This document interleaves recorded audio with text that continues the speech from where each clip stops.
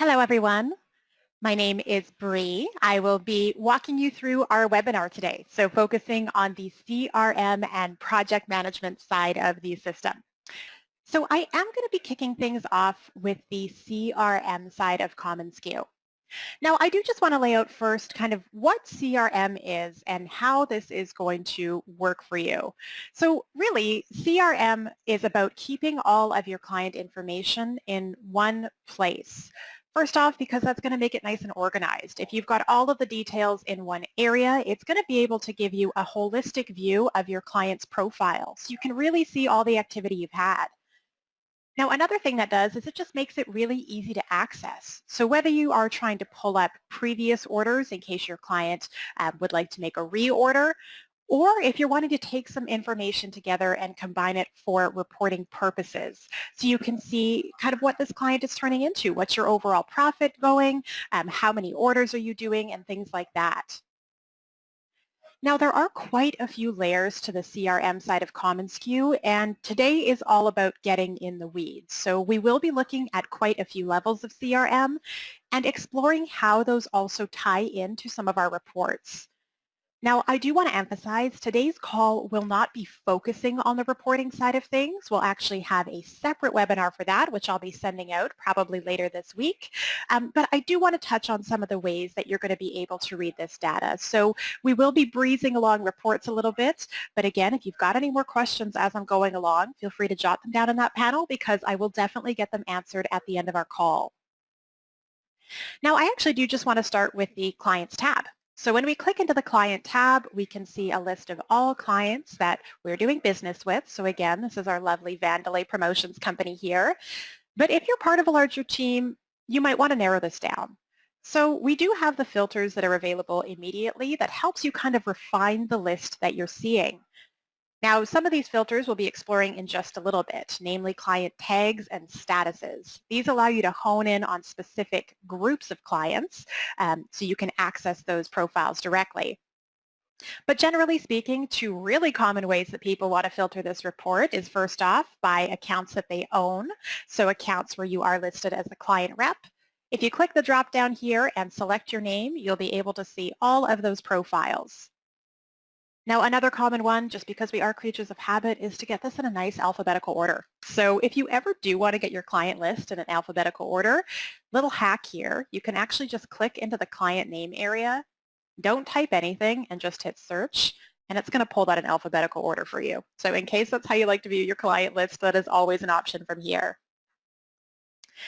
Now, we're going to take this a step further. Let's actually start looking at our client profiles. Not much else to talk about on the list here. So I am going to dive into a profile that I've already got created.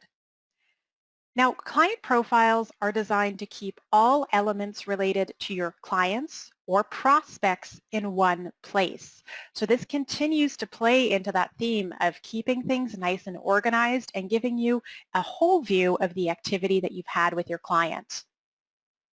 Now, we are going to explore a couple areas of this, but a lot of the base information is built out in the client details. So this is where we're going to get started.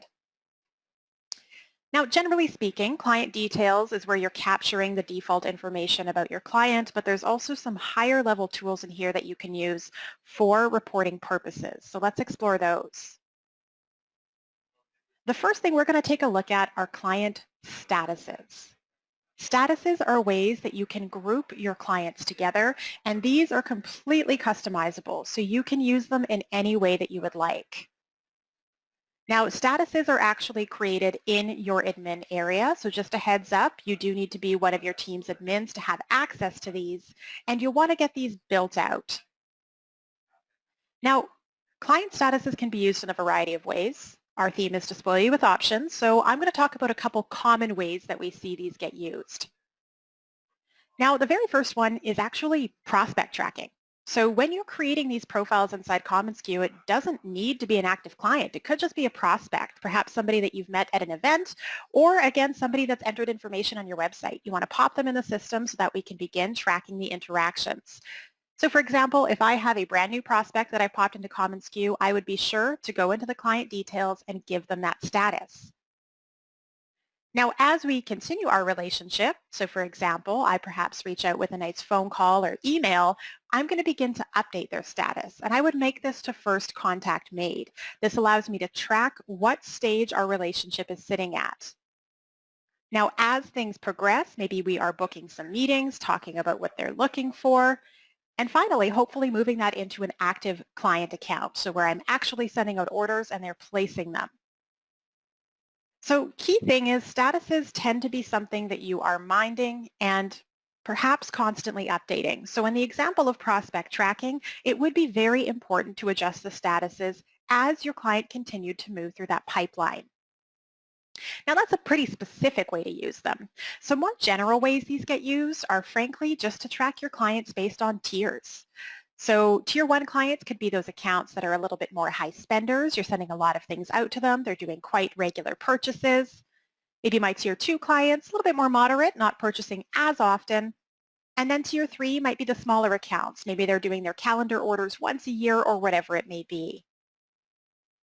Now, the main reason that we would be using these statuses is just to give us some visibility. Ultimately, visibility when we are pulling reports. Now, I'm going to dip into some of the reports that we can be using for statuses, but before I do, I actually want to talk about client tags, and the reason is they kind of complement each other, and they do pull in a lot of the same reports, so we're going to cover these at the same time. So statuses are set on the back end, and a client can only have one status.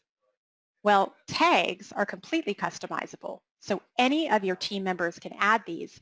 And as you can see, a client can actually have multiple tags. So these can be a lot more specific than your statuses are.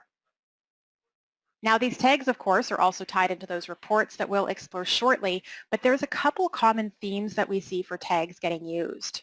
So one theme is referrals. If you're tracking referrals or perhaps tracking how you met this client, you can add that as a tag here. Another common thing is events that your client attends. So whether these events that you are giving them products for or perhaps events that you've met them at, you can add that tag here as well. These specifically are, if these end up being events that you have met them at, we can use our reports to pull a little bit of an ROI. So of attending that event, how many accounts did I create first off, and then from those accounts, how much money did I make? So we'll look at all of that really shortly. Couple other ways that these get used is to track self-promo. So again, if I am sending self-promo items to these accounts and I'm curious after I've sent it out, did our sales increase? By adding the tag here, I'll be able to get to that visibility.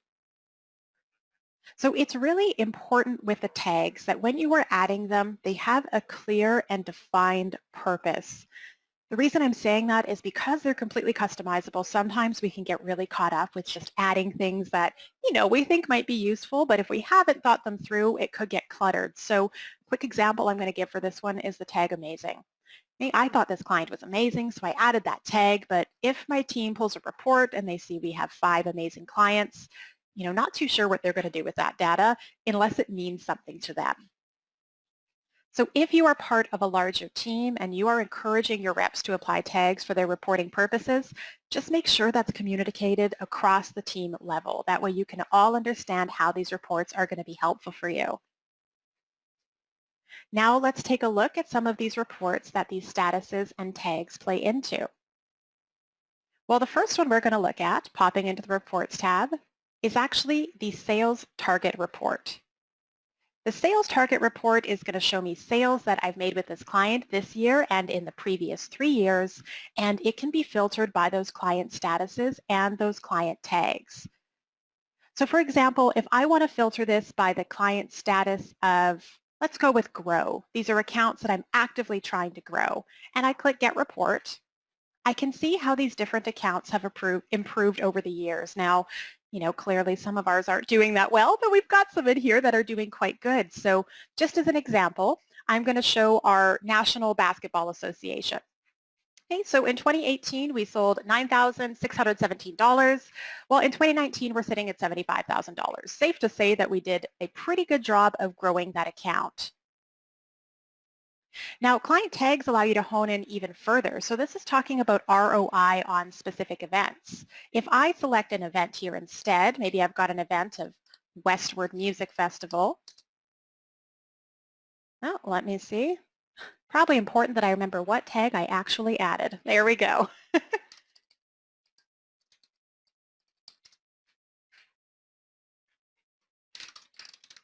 Well, of course, this is a clear sign to clear my cache and cookies. There we go. Okay. So I've got clients that attend the Westward Music Fest, and maybe this is something that I just started going and promoting at, um, let's say, in 2018. Okay, so between 2017 and 2018, there has been quite a growth, and then in turn, between 2018 and 2019, these accounts seem to be doing well, or at least this account seems to be doing well. Hey, I can see the other client that I met through here, that account hasn't grown substantially. Now, rather than looking at these things individually, we're always going to defer to our lovely totals box. Just makes life a little bit easier, gives us a grand total of how we've done over the years. Now, you'll notice another thing that this is tracking is a sales target. So a sales target is a goal that you can set in your client's profile, and this is usually what we're matching these numbers up to. So if we pop back to the profile quickly, the sales target is right here. This is something you are probably adjusting annually once you've decided what your new goal is going to be. Popping back to our sales target report, well, you can see how you're doing towards that. So in my example, I have exceeded the target. So if we look at this exceeded target category, there is a positive value. We are doing well. Well, for this other client, I haven't quite made it. So there is a negative value, just means I've still got a little bit to go before I hit that target that I've set. Now, the last stop here is a last activity column. This actually tracks the last activity that you've had with this client. So whether that was sending out one of your sale forms or logging an interaction in the client profile. We'll look at logging those interactions shortly. Now, where this last activity becomes really helpful is actually going back to prospects. So if you're adding a prospect into the system, you can give them a sales target of $1. Doesn't really matter what your goal is there, but as long as you get a value added in that sales target area, you can track your interactions with your different prospects. So this is really helpful rather than having to hone into client profiles and look at the last time that you called them. Really clearly here, I can see the last activity. And if this is beginning to fall behind with some accounts, and again, perhaps sales numbers aren't doing too well, that's going to give me an indication that I probably want to reach out and see how that client is doing. Now let's talk about these activities. I'm going to pop back into the client profile and we are done in the client details area. Now I want to talk about these lovely icons over here. Notes, calls, and meetings. So these are designed to track interactions that you're having with your client. So if you have a quick phone call with somebody, if you have lunch with somebody, you definitely want to get the key points documented inside commonsku. Now, the main reason we're doing this is, again, just to get all of the client information into one place. It is going to play into the reports. For this example, we clearly get visibility into the last activity, but it also helps us stay on top of our sales and specifically ensuring that we are closing these things that we're talking about. Now, for an example, if I have a phone call with somebody, I can log that phone call right here. I am going to want to put down those key points of the conversation that we've had. Now, aside from entering those key points, I'm going to take it a step further and I'm going to specify who I had this phone call with. So this isn't the client in general, sorry. I was talking to a specific contact, so I'm going to select the person that was. Now we can take it a step further. We can log that call date just for historical reference. When's the last time we spoke with them? And then because we are probably going to want to follow up on things, you can even set yourself or other team members a reminder after that. Okay, once that's finished, you can click to post. And here's a quick example of what I've done here. So I had a meeting with Wes talking about upcoming projects for fall and their winter budget. You know, I've tagged a team member in here because I want to talk about something we're doing or we're currently working on. So just a reminder, you can use those team tags at this level if there are multiple people working on a single account, and then took that a step further and set a reminder so I can follow up on this later.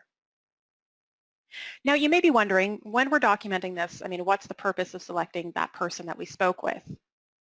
Okay, well, aside from getting visibility into that interaction through this general profile, it also logs that activity on what is called a contact profile.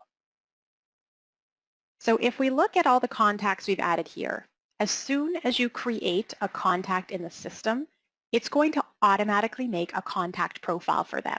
You can actually see that just by clicking right on their name. So here is Wes Anderson's contact profile. Just beginning in the overview, I can see a history of all of those interactions that are here.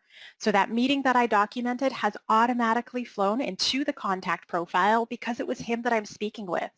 So next time I go to talk to Wes, I don't need to scroll through the client profile anymore. I can just pop into this one and I can speak to our last conversation.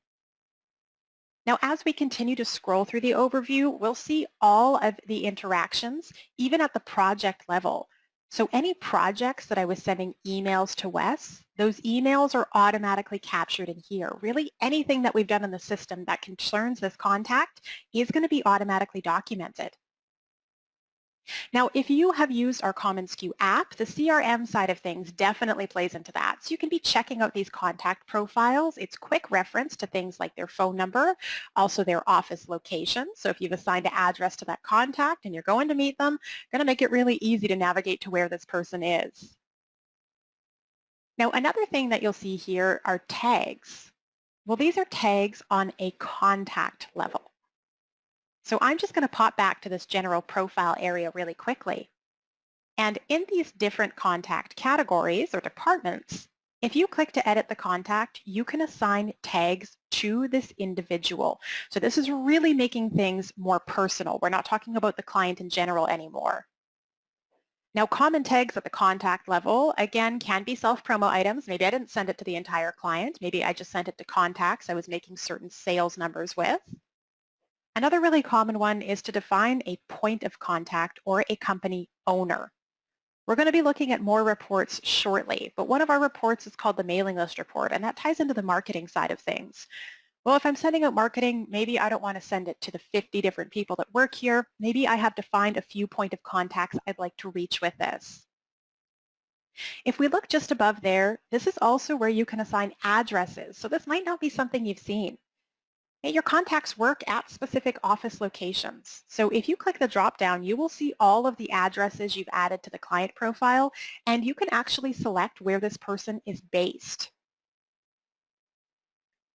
Now I'm just going to pop back to Wes's contact profile.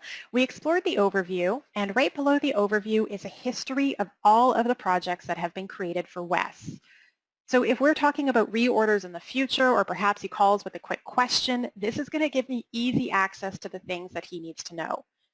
Okay, we can filter by project name, number, rep. We can also filter by different form types here. Either way, this is just a really quick snapshot into the orders.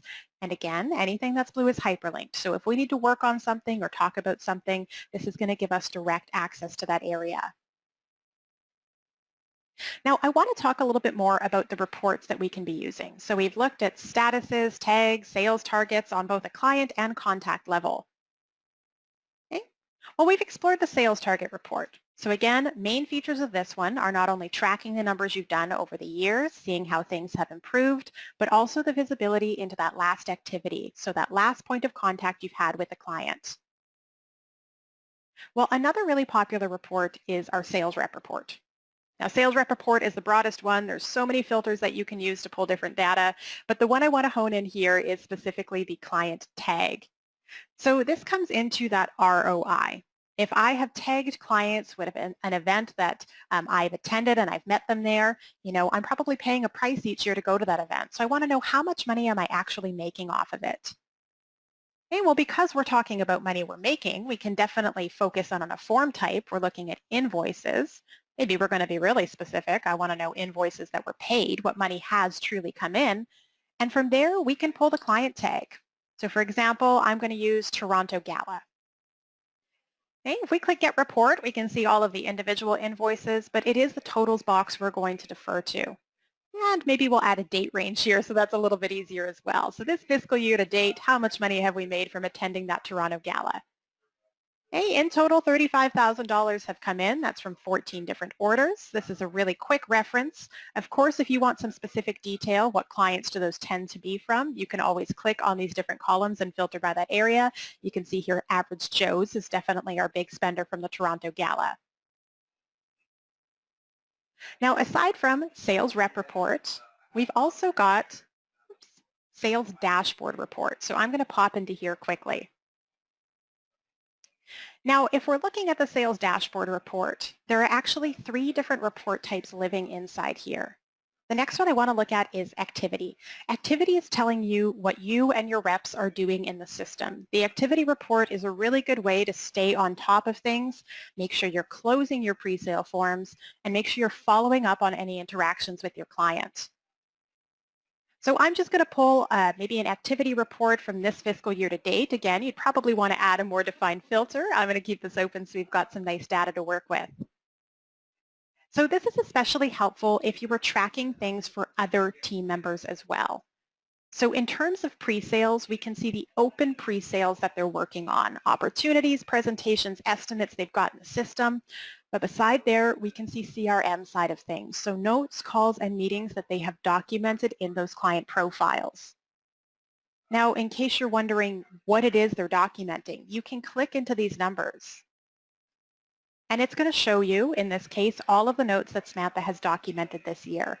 So we can see the client that that's for, and this is a really good way for us to make sure that she's following up with the things that she's actually setting at this level. Again, if you pull this report and you see that it's blank for some reps, could be a good question as to how they're tracking these interactions with the client. How are they making sure that they're following up on things after they have been logged somewhere, hopefully. I think we've all maybe been guilty of logging something on a sticky note, and the sticky note ends up in the recycle bin, and then it gets a little bit lost. So again, typing it out in the system is going to make sure that it's locked in for you. Now, last report I want to explore is the mailing list report. The mailing list report ties into our marketing integration. So currently we are integrated with Wishpond. MailChimp is next on the radar. And essentially this takes your contact data, so data about the people who are working for the client, and it's going to push it into that marketing platform. Now we can be really selective about who we are wanting to reach. This is where those client tags and client statuses come in.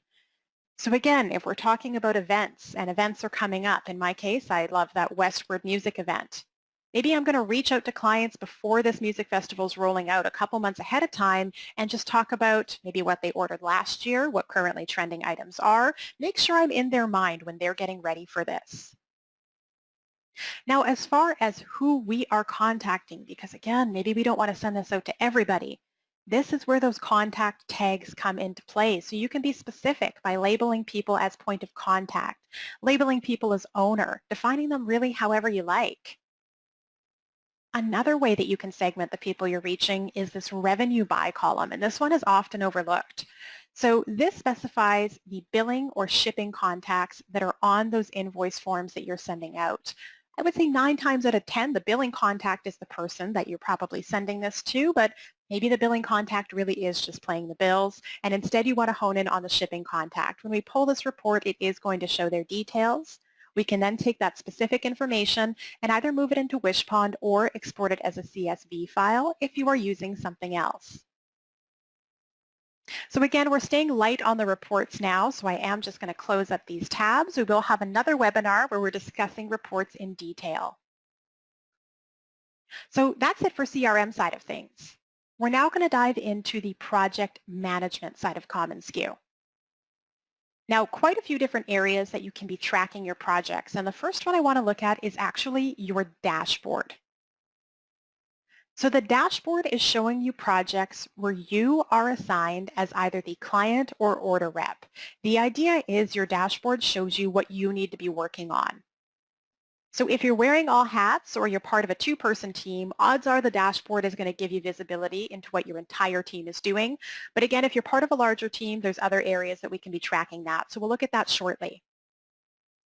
Now I want to go through a couple of the tiles on the dashboard. We're going to go over some of the common ones and then some that you may not have known were there.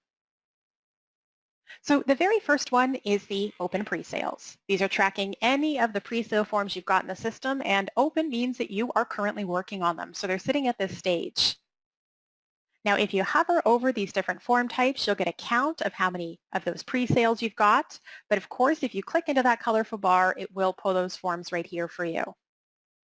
Now, the way that this is organized is most recents. You've probably noticed with our newsfeed, we love putting most recent stuff at the top. That's the same way this is laid out, which is actually a good indicator if we start looking at some of these older pre-sale forms. In my case, I've totally missed the boat. So again, another good way to make sure that you are cleaning up projects and closing the ones that don't result in business.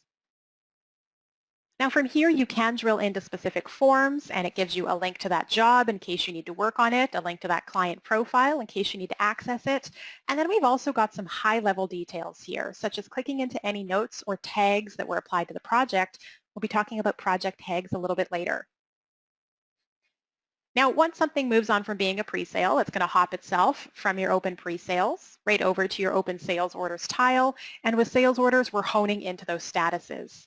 So again, you can click into specific status types, whether you're doing that through the right-hand side or on the bar itself. It's going to pull all of those orders here for you. And then same thing, you can drill into the orders, see the job, see the client profile. You can also see any purchase orders that are attached to this project. So again, just about quick reference. Now, in addition to getting an overview of what you're working on, of course, we are tracking reminders. So these any reminders that you have set in the system.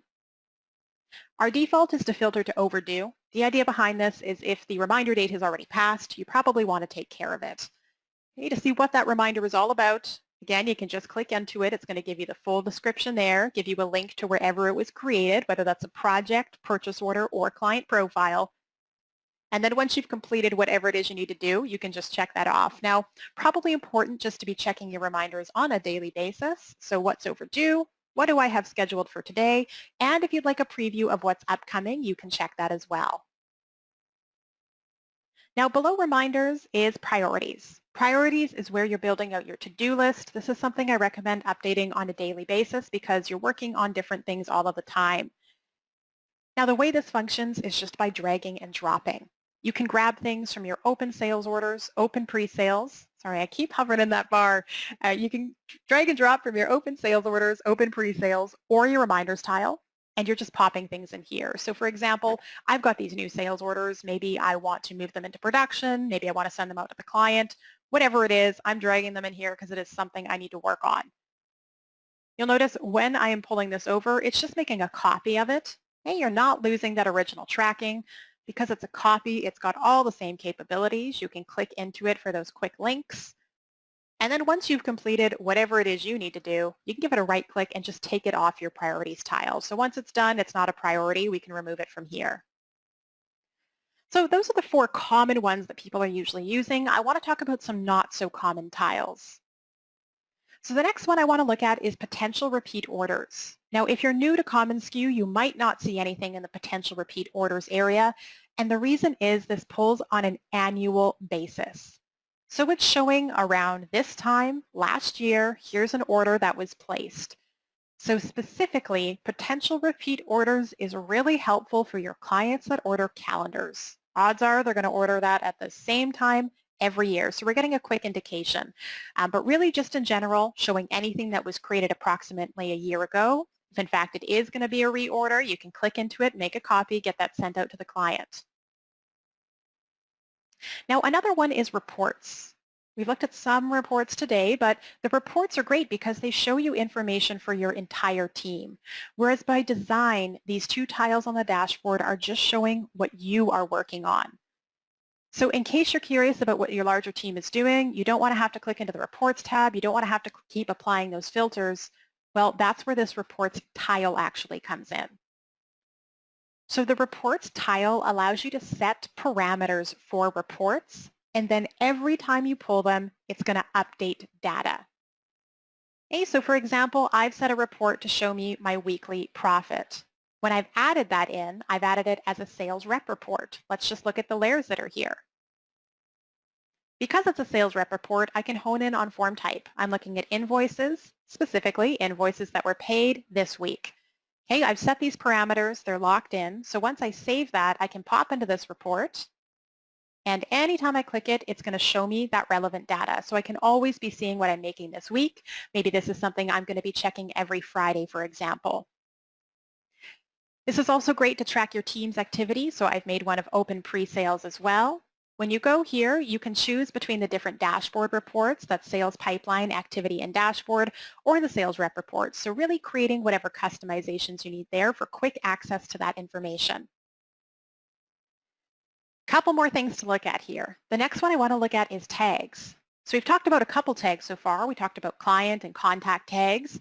You may already be aware you can be applying tags to your products as well, and we are going to look at project tagging shortly.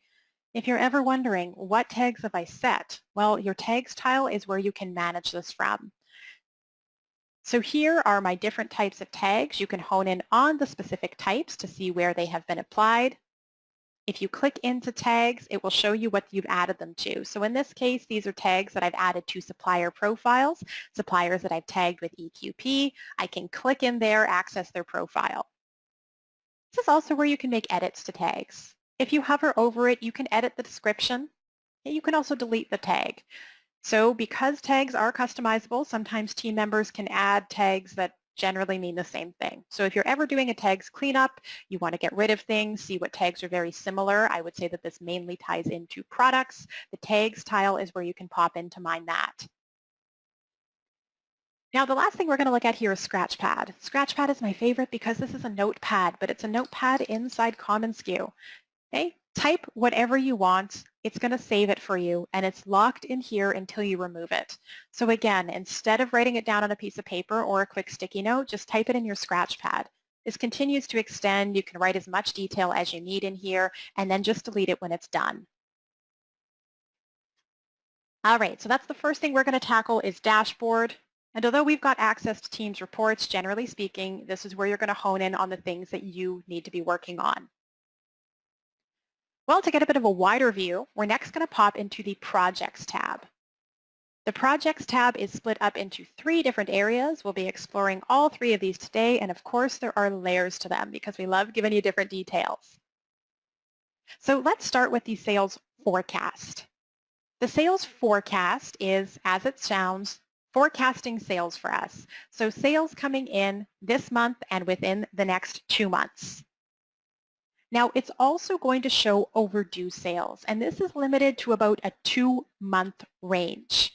Okay, so anything that has an enhanced date within 2 months will populate in the overdue column. Anything that has an enhanced date within this month or the upcoming 2 months is going to populate in the forecast columns. Okay, you might have noticed, because I've really tried to accent it, but sales forecast is filtered by enhanced dates. So in case you are creating projects and perhaps leaving them at that opportunity stage, it is a good idea to define the enhanced date right away. That way your opportunities can be pulling on here. Now, if we are looking at the different values here, you're going to notice that some are green and some are black. Well, anything that's green is a sales form. A sales form is a sales order or an invoice. Anything that's black is a pre-sale item. So you can be tracking your opportunities, presentations, and estimates through here. We just put it in different colors because this is still in that pipeline, whereas these are sales that you are currently working on. Now, if we look towards the bottom, we can see our grand totals. So we have a total, of $2.1 million in overdue sales. Maybe a good problem to have. We've also got some upcoming sales as well. So showing our general forecast for August, September, and October. Now, we can be a bit more specific when we're pulling this report. You can hone in on client or order reps as well as different stages. And if you're honing in on reps, you can actually begin tracking things by their sales target. You may have noticed as soon as I pop my name in here, all of a sudden we've got a blue column at the bottom, which is tracking the sales goals that my team has set for me. Okay, so to set these sales goals, we can use the Actions button, Edit Sales Targets. If you click the drop down, you'll see your reps in here. And this is where you can assign monthly goals. So this is different than setting targets within the client profile because the client profile is what you want to achieve with that account. These are what you want your reps to be achieving on a monthly basis. Once you've got those targets locked in here, you can just see how they're doing towards those goals. Now, actually, all 3 of these reports allow you some easy access as well. Keeping in mind, golden rule of commonsku, anything that's blue is hyperlinked. If you need to access these orders, you can click into them directly. If you just need brief information, click into the stage area. It's going to show you high-level details such as the status, in-hand date, the rep who's taking care of it, as well as any budgets that are assigned. Of course, you can make amendments from this area as well. So rather than diving into each project, you get visibility here. So that is sales forecast. Next, we are going to dip into tasks. Now, you may notice in the system we use tasks and reminders. Okay? The big difference between tasks and reminders is that tasks are set specifically within a project. Reminders are set through client profiles, in purchase orders. I think that's about it. Actually, client profiles and purchase orders. So we're following up on things through those.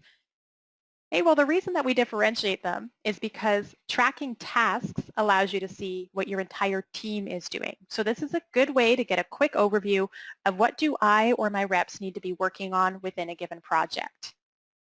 Okay, so I am just going to open this up. We'll look for everybody. And if we look at the filters, it is showing the next task that's due in each project based on that task date. So really overdues are still going to fall to the top, and it's showing the very next task in the project. Now that being said, there could be 5 tasks within the project. If you click into this next task area, you will see a list of whatever is there. Now this is unique because this is the one area of the system that you can actually edit tasks. So click the edit icon. You can change the task date. You can change the description. You can also change who it is assigned to. So really great way to get a snapshot of what your team is working on. If somebody hasn't followed up with something, it's going to give you an alert to maybe reach out to them right away.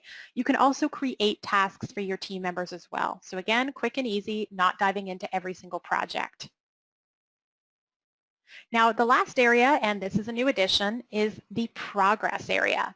So this is tracking the progress within each project, really telling you what stages you're sitting at. So if you're in the ideation stage, which is any of our pre-sale forms, if you're at the sales order level, in production, or if orders have been invoiced. Now, not just colorful, if you hover over these, we'll show you things such as the status, so where it's sitting, as well as the in-hand state. Please note, when you're looking at sales orders, they can have different statuses. So some can be shipped, some are pending client approval, they can be new, whatever it is. Nice quick and visual way to see where things are sitting. Of course, you can click in to make any amendments. Alrighty, so this was the projects tab. I now actually want to dive into an actual project. So let's pop into a project that I've got created. Now we've really just got a few more things to talk about, and this next one is really important. It's how you can add project tags. So we've looked at tagged on a client level, we've looked at tags on a contact level. Let's look at it on a project level. So inside each project's overview, on the right-hand side, we are locking in the parameters. And if we scroll down, this is where we can begin creating project tags. Now, these allow you to easily identify this project or these types of projects, again, through the reports. This is mainly going to be through that sales rep report. Now, common tags that we'll see are maybe reorder. Could be reorder. If your client's going to order this in the future, you don't need to dig it out. You can just pull a sales rep report, everything tagged with reorder, and see that data. Let's see how easy that is actually. So maybe I'm going to look at the form type of sales orders for a given client, and I want to see everything that has an order tag of reorder. I click Get Report. I can see those specific forms. I can click into them, make a copy. Okay, much easier than digging through client and contact profiles. Although those are available, the reports are going to make it a lot faster for you. So aside from reorder, some other common ones that we'll see here are perhaps escalations or credits. If you want to tag orders where you had to apply a client credit, you can add that tag here and then pull the report. You can see at the end of the year, of given orders or of given clients, how many things end up not going well? How do I want to improve those? That's really just if you're diving in at another level to see what those corrections need to be and perhaps how they can be implemented. Hey, again, referrals is another option. Maybe it's not referrals for clients in general. So if it's referrals for specific orders, you can tag that in here as well. So again, you can use whatever you want, but a good idea to keep this nice and standardized. That way when you're doing the reports, it's going to be useful for you. All right, now the very last thing I want to talk about are our project portals. So project portals are live links that you can be sending to your client so they can track the activity that's gone on within a given project. Now, project portals are sent as live links. So whenever you are emailing the forms, whether it's the presentation, estimate, sales order, or invoice, when you are sending this email out, you do have the option to attach that portal link. So that's how we get it in here. Now you'll notice when I'm attaching it, it appears in the message body. Okay? Anything that's in the message body is a live link. It continues to update. So the way that the portal link continues to update is based on what you are emailing to your client. Okay, so if portals aren't something that you're using, I know one of the big kind of hesitations tends to be, well, I might not want my client to see it. Okay, so just to be clear, in order for something to populate in the portal, you do need to send the email out to your client. If you've made a presentation, but you haven't emailed it to them, first off, I don't know how they'd get the link, but if they somehow did it, they would not be able to see anything. Okay, now let's just take a look at these project portals. They've had a little bit of a revamp, so if this is something you've looked at in the past, they may look different now. On the left-hand side, we are just showing the different forms that you've emailed out to the client. Okay, your client can click in, they can see an online version, which they can always download as well. So if they need this for reference, they've got quick access to that download version, so that's the PDF copy. Once you are moving things into production, your client gets visibility into that order status so they can see the stages that POs are sitting at. Now, in my example, I've already completed this order. These POs have been shipped out. Two things that we will insert for your client are the ship date and the tracking IDs. So as long as these are entered in the production report, they will flow into this order status area. Now, want to be clear, things that we're not showing them are things like shipping costs or quantities. So it is just ship date and tracking ID that's in here. And in the case of apparel pieces, if you are sending from supplier to decorator and then decorator to client, the ship details only populate when the decorator to client purchase order has been updated because that's when the product is coming to them. Now I do want to emphasize these are live forms. So here I've sent the client out the invoice. They can click to see that online version of the invoice. Because I'm using one of the credit card integrations directly through their portal, they can click to pay by credit card. So they're kind of managing everything through here. Any comments on presentations, sales order approval or change requests, and then that final invoice payment as well. Now once you email the invoice to your client, we're actually automatically going to add a feedback form in here. So if we click into feedback, this allows your client to tell you what they thought about working with your team, so they can rate and comment on that experience. They can also rate and comment on specific products, so let you know how this is received. This is going to be a good indication for perhaps recommendations you're doing in the future. If you know that they loved this stainless steel mug, next time I send them a presentation with mugs in it, I'm going to make sure this one's in there. Maybe I'm going to take a step further and add a comment and say, hey, you said that you loved this product in that employee gifts order. Let me know if you'd like to do it again. Now at the very bottom, the client can also insert images. So a really cool way to see the product in action. They can upload their image files.